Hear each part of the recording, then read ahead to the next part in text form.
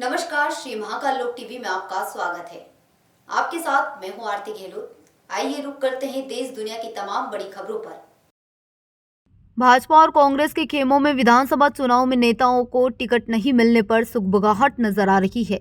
अब नेता यह तय करने लगे हैं कि वे चुनावी मैदान में निर्दलीय प्रत्याशी के तौर पर या अन्य तरह से उतरे।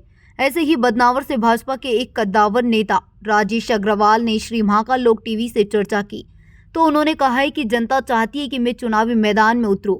ऐसे में मुझे चुनाव लड़ना चाहिए। जनता की इच्छा के अनुरूप मैं प्रत्याशी के तौर पर चुनावी रण में सामने रहूंगा, लेकिन निर्दलीय प्रत्याशी के तौर पर मैं चुनाव में भागीदारी कर सकता हूं। मुझे कोई महत्वाकांक्षा नहीं है। जनता चाहती है, इसीलिए मैं चुनावी मैदान में आना चाहता हूं। मैं भाजपा संगठन से अलग नहीं हूं। संगठन से निवेदन किया है कि मेरी उम्मीदवारी को लेकर विचार किया जाए।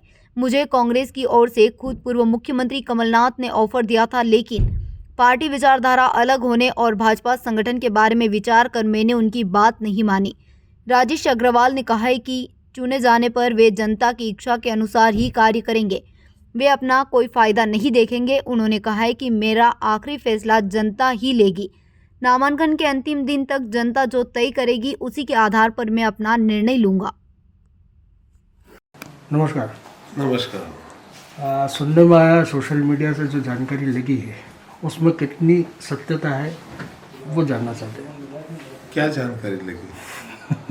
कि आप भी चुनाव विधानसभा चुनाव। हाँ, ठीक जानकारी लगी आपको। मैं आज ये फॉर्म लेके आया हूँ।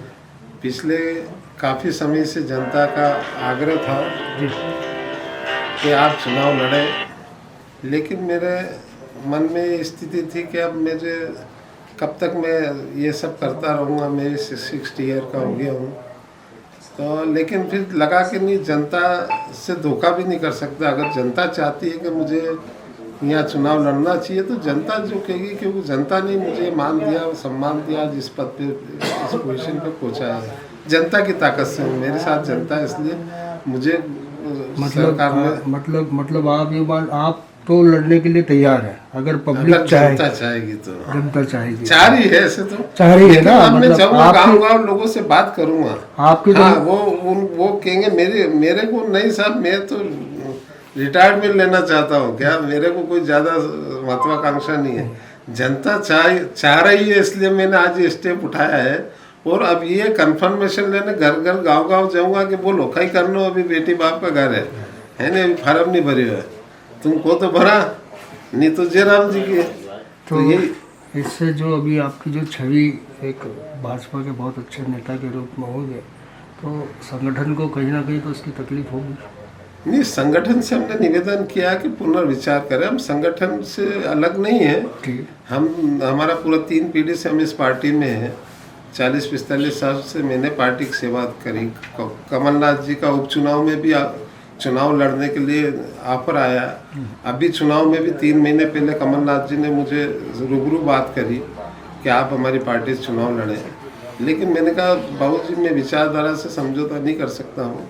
उनमें बारंबार प्रणाम करता हूँ कि आपने मेरा इतना सम्मान दिया कि 2 चुनाव में आपके यहाँ लाइन लगी है टिकट मांगने के लिए, लेकिन आप मेरे को ये सम्मान दे रहे हो, लेकिन मैं मजबूर हूँ।